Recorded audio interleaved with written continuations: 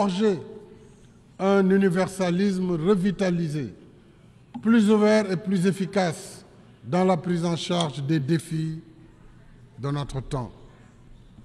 Parmi ces défis, il y a l'urgence climatique. Alors que les phénomènes extrêmes se multiplient, le Sénégal reste engagé dans la mise en œuvre de l'accord de Paris sur le climat.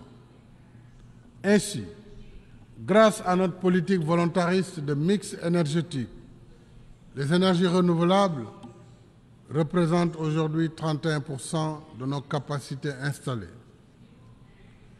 Avec la signature en juin dernier de notre partenariat pour une transition énergétique juste, nous avons l'ambition de porter ce taux à 40% en 2030. Et je remercie ici les pays partenaires du G7 qui nous ont accompagnés dans la mobilisation de 2,5 milliards d'euros sur une période de 3 à 5 ans à partir de 2023 pour financer nos projets au titre de ce partenariat.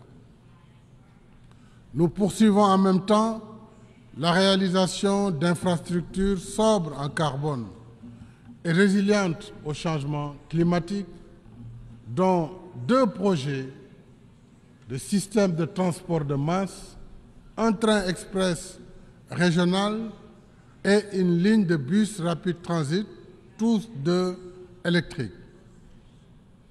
Avec l'exécution de nos projets nationaux et continentaux, à l'image de la Grande Muraille verte, nos pays sont clairement engagés dans l'action climatique à la hauteur de leurs moyens. Il reste que, pour l'essentiel, les projets verts en Afrique sont financés par recours à la dette commerciale, alors qu'ils devraient être soumis et soutenus par la mobilisation des 100 milliards de dollars par an convenue depuis la COP 15 en 2009 pour financer l'action climatique. La justice climatique voudrait qu'un continent qui contribue pour moins de 4% des émissions et qui en souffre le plus ne soit pas condamné à s'endetter pour réparer et prévenir des dommages dont il n'est point responsable.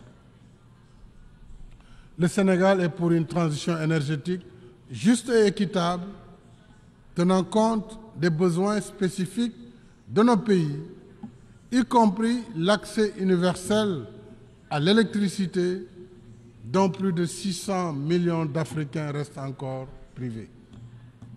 Alors, si nous voulons que la COP 28 soit le rendez-vous des promesses tenues, faisons en sorte que les financements annoncés soient disponibles et accessibles selon des procédures et modalités simplifiées et transparentes. Monsieur le Président, chers amis, le 25 février 2024 se tiendra l'élection présidentielle sénégalaise. Comme les précédentes, elle sera démocratique, libre et transparente.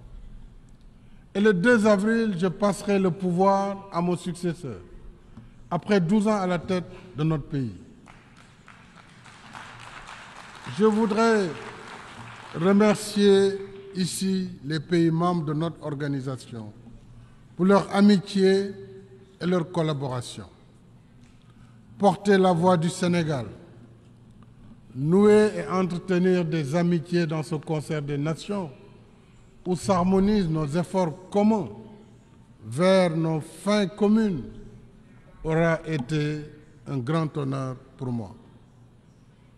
Au nom du peuple sénégalais, je voudrais dire ma gratitude à tous mes collègues en les priant d'accueillir mon successeur avec la même amitié et la même considération.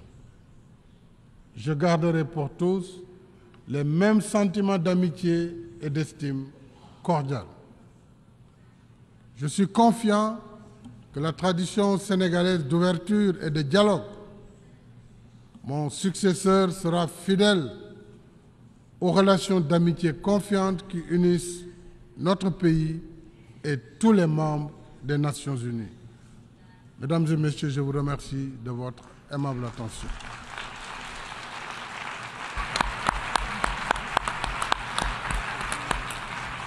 Au nom de l'Assemblée générale, je tiens à remercier le président de la République du Sénégal de l'allocution qu'il vient de prononcer et je prie le protocole de bien vouloir accompagner son Excellence. L'Assemblée va entendre l'allocution de son Excellence M. Olaf Scholz, chancelier de la République fédérale d'Allemagne. Je prie le protocole de bien vouloir accompagner son Excellence.